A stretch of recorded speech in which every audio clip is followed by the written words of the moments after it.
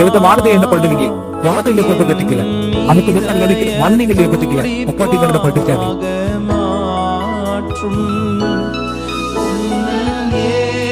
நீங்களே கேளுங்க பாப்பா.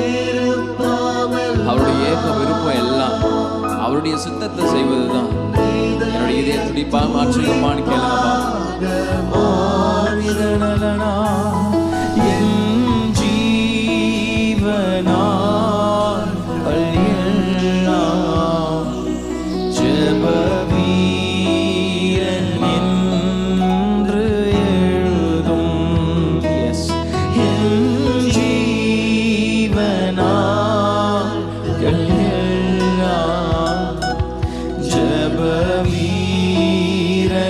நீங்க மட்டும் கரங்களை உயர்த்தி எல்லாரும் சொல்லுவீங்களா? ஆராதனை